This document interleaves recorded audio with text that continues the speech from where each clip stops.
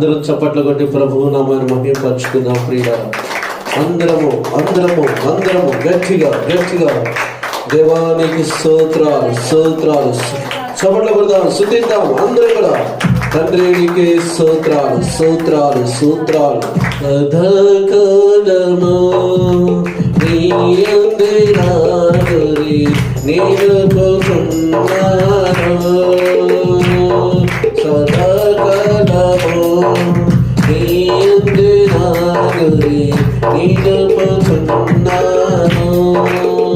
అక్షయ కిరీటము పొందాలని ఆనక్షణాన్ని స్తుతింతును. అక్షయ కిరీటము పొందాలని ఆనక్షణాన్ని స్తుతింతును. ఆరాధనా యేసయ్యా నీకే ఆరాధనా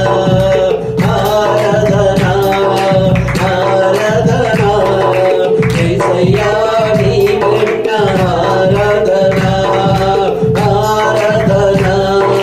ఆరాధనా యేసయ్యా నీకే ఆరాధనా.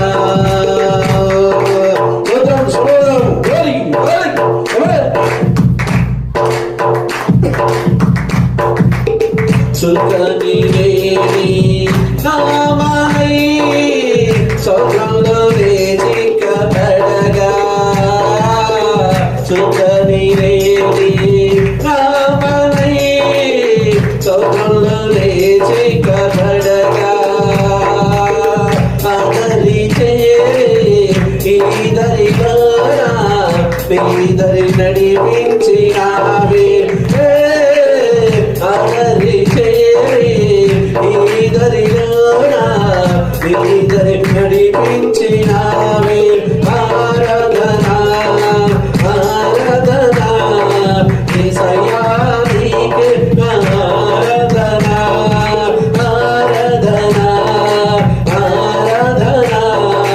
యేసయ్యా నీకే ఆరాధనా. క్రీస్తు నామములో మీ అందరికీ హృదయపూర్వకమైన వందనాలు. ప్రభు మిమ్ములను మీ కుటుంబాలను దీవించునుగాక. ప్రియులారా, ఇప్పుడు ఎక్కువగా సోషల్ మీడియాలోను, వాట్సాప్లోను, ఫేస్బుక్లోను, వార్తల్లోను, పేపర్లోను ప్రియులారా, అమెరికాలో జరిగినటువంటి లాస్ ఏంజల్స్ అనే ఏరియాలో ప్రియులారా, మరి ఆ పట్టణం చాలా రిచ్ పీపుల్ పట్టణం ప్రియులారా. ఆ పట్టణంలో చాలా ధనవంతులు ఉన్నటువంటి ఏరియా అంటారు. ఆ పట్టణంలోనే సినిమా యాక్టర్లు ఉన్నారు. ఆ పట్టణంలోనే సినిమా హీరోయిన్లు ఉన్నారు. ఆ పట్టణంలోనే దర్శకత్వం కలిగిన వారు ఉన్నారు. ఆ పట్టణంలో ఉన్న ప్రజలు చాలా ధనవంతులు, అధికారం కలిగిన వారు. కానీ ఏది ఏమైనా ఆ పట్టణం మాత్రం, అక్కడున్న ప్రజలకు మాత్రం చాలా దుఃఖకరమైనటువంటి విషయం, చాలా బాధకరమైన విషయం. ఇటువంటి కల్లో కూడా రాకూడదు అని మనం అనుకుంటాం.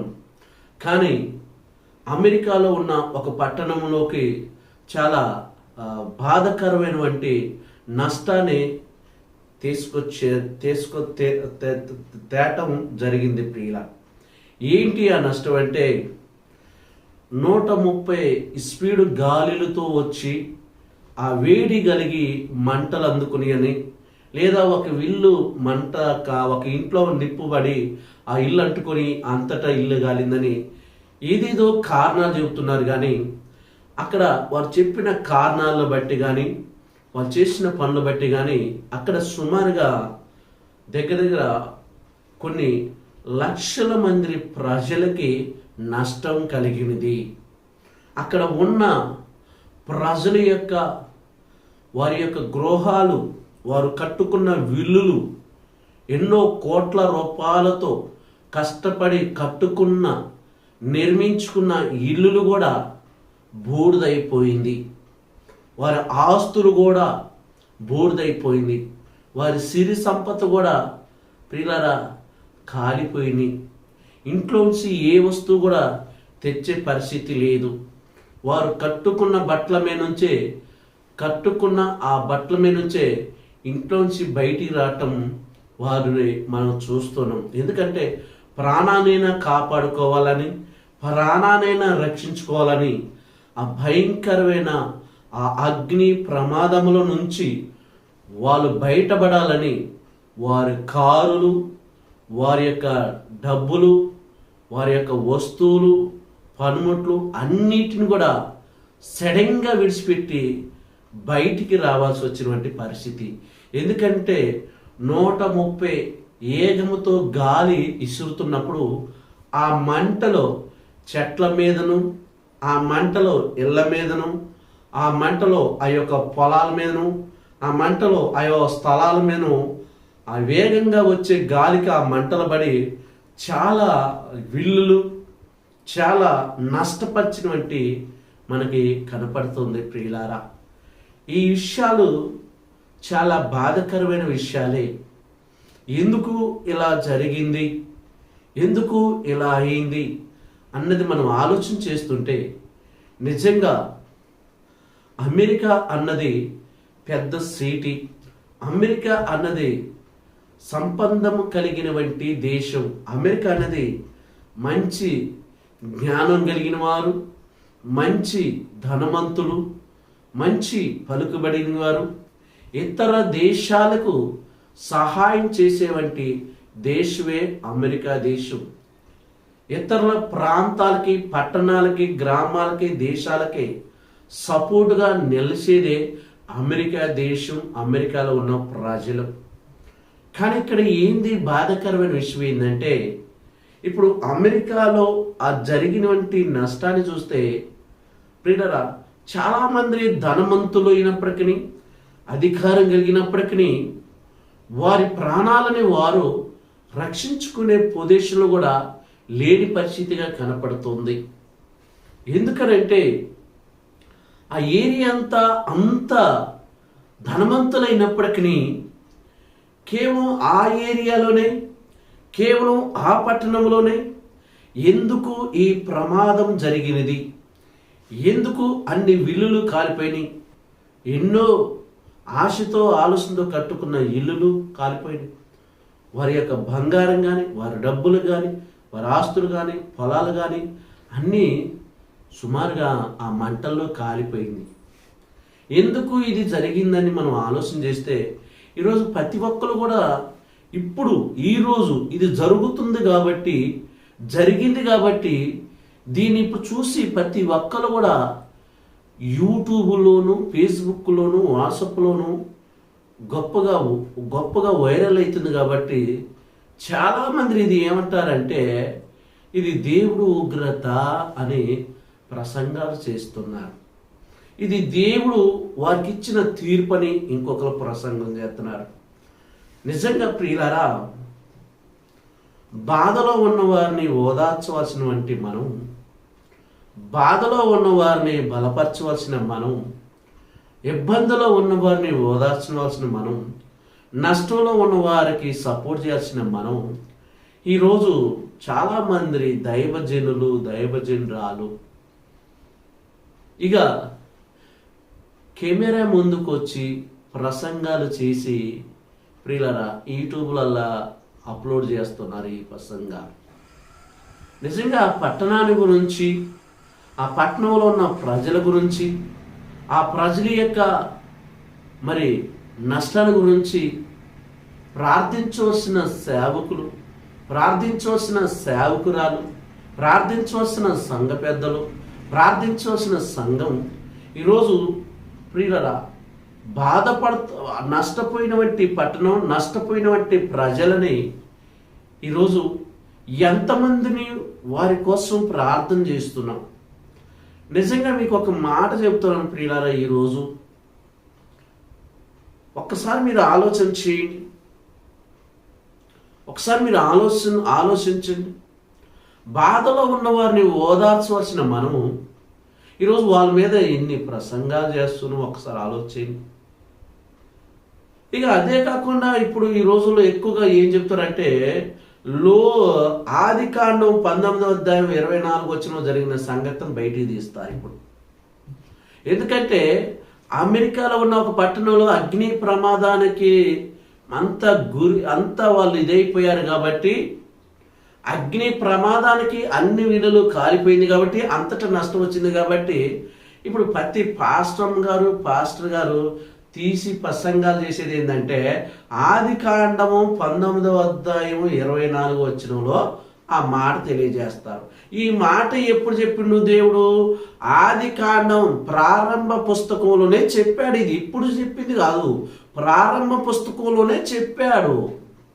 ప్రారంభ పుస్తకమైనది ఆదికాండము 19:24 చక్కగా చెప్పాడు. అబ్రహాం గారు దానికి రికమెండేషన్ కూడా చేశాడు. సుధోర గుమ్మర పట్టణం గురించి దేవుడు చెప్పాడు. ఆ పట్టణంలో ఉన్న ప్రజల గురించి చెప్పాడు. ఆ పట్టణంలో ఉన్న ప్రజలు ఎంతమంది నీతిమంతులుగా ఉన్నారని, ఎంతమందిని దేవుని ప్రేమిస్తున్నారని దేవుడు స్పష్టంగా చెప్పాడు. అది ప్రారంభ పుస్తకంలోనే దేవుడు చెప్పాడు.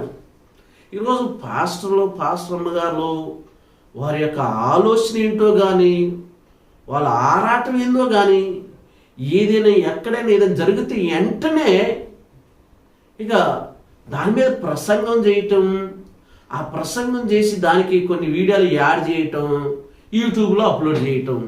ఎందుకు? నేను తొందరగా పబ్లిసిటీ కావాలన్నా, లేకపోతే నేనే ముందుగా గొప్పగా చెప్పానన్నా.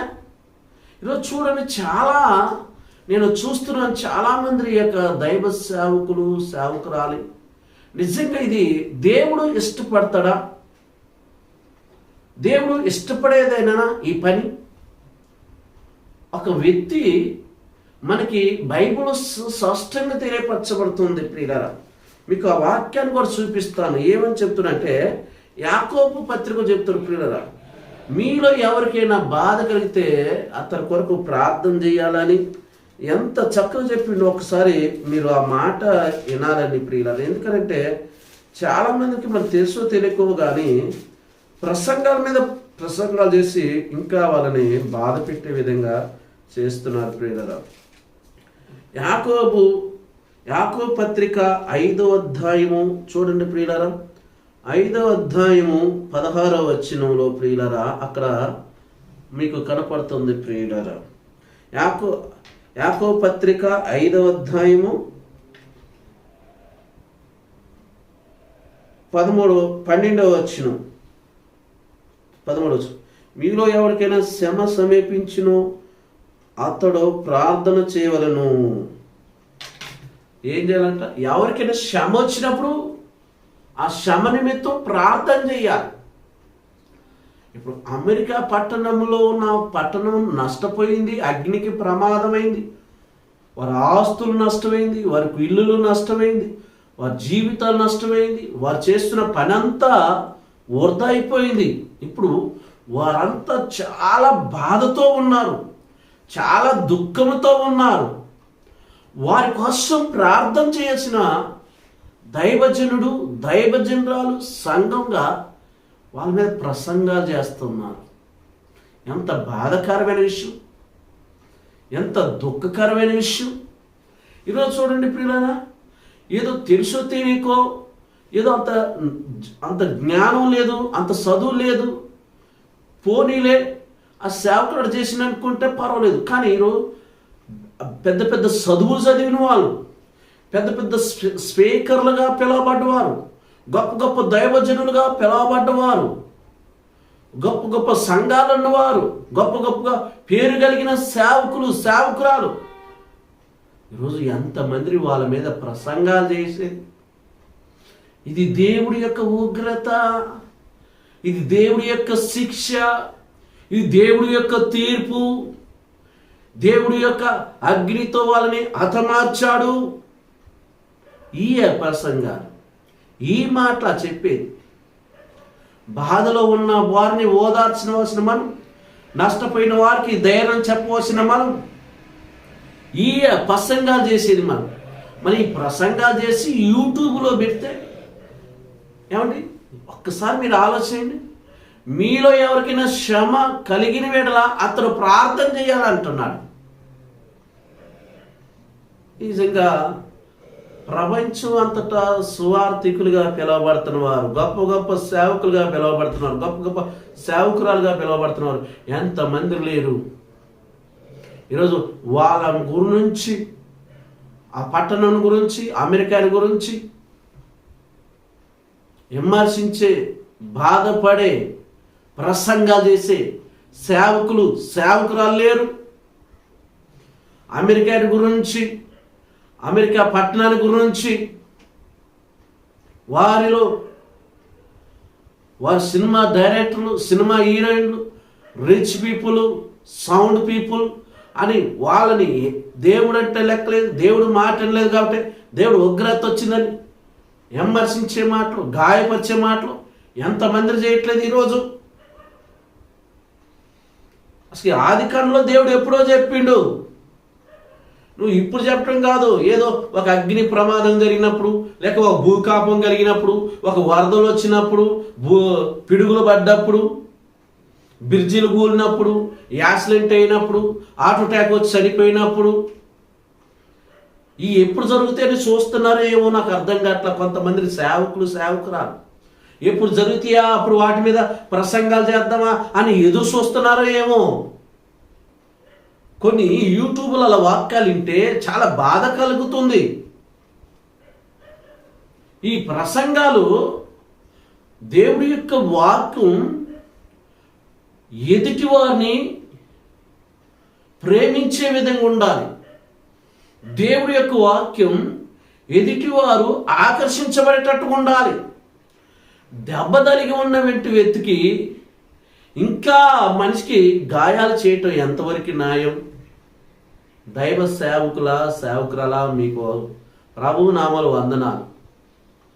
ఇటువంటి ప్రసంగాలు చేయండి, మంచి ప్రసంగాలు చేయండి. కానీ ఇలా నష్టపోయినప్పుడు, బాధపడ్డప్పుడు, ఇటువంటి జరిగినప్పుడు ప్రసంగాలు చేసి దేవుడి యొక్క శిక్ష, దేవుడు ఉగ్రత, దేవుడు కోపం, దేవుడు తీర్పని మీరు డిసైడ్ చేయటం ఏంటి? అసలు మీరు చెప్పటం ఏంటి? వారి కోసం ప్రార్థన చేయండి మీ చేతనైతే. వాళ్ళ కోసం కన్నీళ్లు గారండి, వాళ్ళ కోసం ఉపవాసం ఉండండి. అంతేగాని దేవుడు ఎప్పుడు ఎక్కడ ఎవరిని విమర్శించలా. యేసుక్రీస్తు 4 సువార్తల్లో, మత్తయి, మార్కు, లూకా, యోహాను 4 సువార్తలు యేసుక్రీస్తు ప్రేమించడమే, వాళ్ళని రక్షించడమే, దేవుడి యొద్దకు నడిపించడమే, దేవుడు వాక్యం వైపు మళ్ళించడమే యేసయ్య చేశాడు. ఈరోజు నువ్వు కూడా అదే చెయ్యి. ప్రేమైన సహోదరి, సహోదరులారా, ఈ విషయాలలో కొంతమంది దైవ సేవకులు చేసే ప్రసంగాల, వారి బోధల వల్ల, వాళ్ళ మాటల వల్ల చాలా బాధ కలుగుతుంది ప్రియులారా. నాకైతే చదువుకు గొప్ప గొప్ప చదువులు చదివారు, బైబిల్ ట్రైనింగ్ చేశారు, ప్రపంచ గొప్ప సేవకులు, ఇంటర్నేషనల్ దైవజనులు, గొప్ప సేవకులు అని చెప్పుకుంటున్నవారు, గొప్ప పేరు కలిగిన అని చెప్పుకున్నవారు మరి మీ అంతరాత్మకే వదిలేస్తున్నాను ప్రియులారా. ఎందుకంటే బాధలో ఉన్నవాడిని బలపరచాలి, బాధలో ఉన్నవాడిని ఓదార్చాలి. కానీ వారి మీద ప్రసంగాలు చేయటం, వారి మీద కామెంట్లు చేయటం, వారు చేసిన పొరపాట్లు, వారు చేసిన తప్పులు, వారు చేసిన దోషాలని, ఇది నీ అంతరాత్మకే నేను విడిచిపెడుతున్నాను ప్రియులారా. కానీ ప్రభువు చెప్తున్న మాట, యోహాను సువార్త 3:16 దేవుడు లోకమును ఎంతో ప్రేమించును అంటే లోకంలో ఉన్న ప్రజలందరినీ ప్రేమించి, ప్రతి ఒక్కరినే ప్రేమించిండు. ఆ పట్టణమా, ఈ పట్టణమా, ఆ దేశమా, ఈ దేశమా, ఆ గ్రామమా, ఈ గ్రామం అనేది కాదు, అందరినీ ప్రేమించిండు. అందరినీ రక్షించుతున్నాడు, అందరినీ కాపాడుతున్నాడు. మరి మనం ఒకసారి ఆలోచన చేసి ప్రియులారా, ఆది కాండంలో జరిగినటువంటి విషయాలను ఈరోజు ఎంతమందికి గుర్తునే ఉండదు. కానీ వీలైతే ఆ దేశం కోసం ప్రార్థన చేద్దాం, నష్టపోతున్న వారి కోసం ప్రార్థన చేద్దాం. ఆ దేశం ఇంకా బలంగా ఉండాలని, ఆ దేశంలో ఉన్న ప్రజలకి ధైర్యం ఉండాలని యేసయ్య పాదాలు పట్టుకుని మనం ప్రార్థన చేద్దాం తప్ప ఆ పట్టణం మీద, గ్రామం మీద, ఆ దేశం మీద, ఆ దేశంలో ఉన్న ప్రజల మీద విమర్శించే మాటలు మనం మాట్లాడకూడదు. దైవజనుడు నోటుకుంటా ఒక మాట వస్తుందంటే ఆ మాట ద్వారాగా ఎదుటి వాళ్ళు మారాలి, ఆ మాటల ద్వారాగా ఎదుటివారు ఆకర్షించబడాలి, ఆ మాటల ద్వారాగా ఎదుటివాడు మనసు కుదురుపడాలి. దేవుడు ఈరోజు నీకు నాకు చెప్తున్న మాటలు ఇదే. దేవుడు ఇటు మాటలు మీ హృదయములో భద్రపరిచి మిమ్మలను మీ కుటుంబాలను దీవించునుగాక. ఆమేన్.